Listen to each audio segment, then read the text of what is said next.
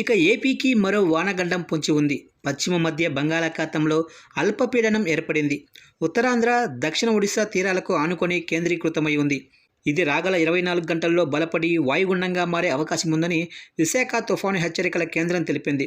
అల్పపీడనానికి అనుబంధంగా ఉపరితల ఆవర్తనం, రుతుపవనాల ద్రోణి కొనసాగుతుంది. ఇక ఈ నెల 19 మధ్యాహ్నానికి దక్షిణ ఒడిశా, ఉత్తరాంధ్ర తీరాల మధ్య దాటే అవకాశం అయితే ఉంది. దీని ప్రభావంతో 2 రోజుల పాటు కోస్తాలో అక్కడక్కడ భారీ నుంచి అతి భారీ వర్షాలు కురిసే అవకాశం కూడా ఉందని వాతావరణ కేంద్రం అంచనా వేసింది. పలు జిల్లాలకు రెడ్ అలర్ట్ కూడా జారీ చేసింది. ఇక ఏలూరు, ఎన్టీఆర్, ఉభయ గోదావరి, కోనసీమ, అనకాపల్లి, విజయనగరం, విశాఖ, గుంటూరు, అల్లూరు జిల్లాలకు రెడ్ అలర్ట్ జారీ చేసింది. ఇక రాయలసీమలో తేలికపాటి నుంచి మోస్తరు వర్షాలు పడే అవకాశం అయితే ఉంటుందని చెబుతున్నారు. ఇటు తీరం వెంబడి 40 నుంచి 50 కిలోమీటర్ల వేగంతో ఈదురుగాలులు వీచే అవకాశం కూడా ఉందని, ప్రజలు అప్రమత్తంగా ఉండాలని విపత్తుల నిర్వహణ సంస్థ హెచ్చరించింది. లోతట్టు ప్రాంత ప్రజలు జాగ్రత్తలు తీసుకోవాలని సూచించింది. సముద్రం అల్లకల్లోలంగా ఉంటుందని, మత్స్యకారులు వేటకు వెళ్లరాదని విపత్తుల నిర్వహణ సంస్థ ఎండీ ప్రకాష్ జైన్ చెప్పారు. ఇప్పటికే విశాఖలో భారీ వానలు కురుస్తున్నాయి. ప్రధాన రహదారులన్నీ కూడా జలమయమయ్యాయి. అల్పపీడనం రేపు ఏర్పడే అవకాశం ఉంటుందని వాతావరణ శాఖ అంచనా వేసింది. అల్పపీడనం ఇవాళ ఏర్పడింది. అల్పపీడనం ప్రభావంతో దక్షిణ, ఉత్తర కోస్తా జిల్లాలకు వాతావరణ శాఖ రెడ్ అలర్ట్ జారీ చేసింది.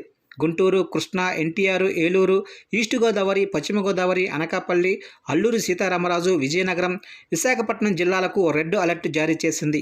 ఇక ఈ జిల్లాల్లో భారీ నుంచి అత్యంత భారీ వర్షాలు కురిసే అవకాశం ఉందని వాతావరణ శాఖ చెబుతోంది. ఇప్పటికే ఉదయం నుంచి విశాఖలో ఎడతెరిపి లేకుండా వానలు కురుస్తూనే ఉన్నాయి. లోతట్టు ప్రాంతాలన్నీ కూడా జలమయమయ్యాయి. సముద్రం అల్లకల్లోలంగా ఉంది. ఉదయం నుంచి కురుస్తున్న వానతో విశాఖలోనే లోతట్టు ప్రాంతాలన్నీ జలమయమయ్యాయి. రాకపోకలకు తీవ్ర ఆటంకం కూడా ఏర్పడింది.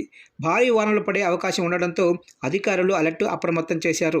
లోతట్టు ప్రాంత ప్రజలను అప్రమత్తం చేశారు. సముద్రం అల్లకల్లోలంగా ఉంటుందని, మత్స్యకారులు 3 రోజుల పాటు వేటకు వెళ్లొద్దని అధికారులు చెబుతున్నారు.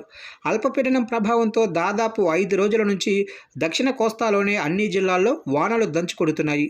20 నుంచి 24 సెంటీమీటర్ల వర్షపాతం కూడా నమోదవుతుంది. మరికొన్ని జిల్లాల్లో 20 నుంచి 10 సెంటీమీటర్ల వర్షపాతం నమోదైంది.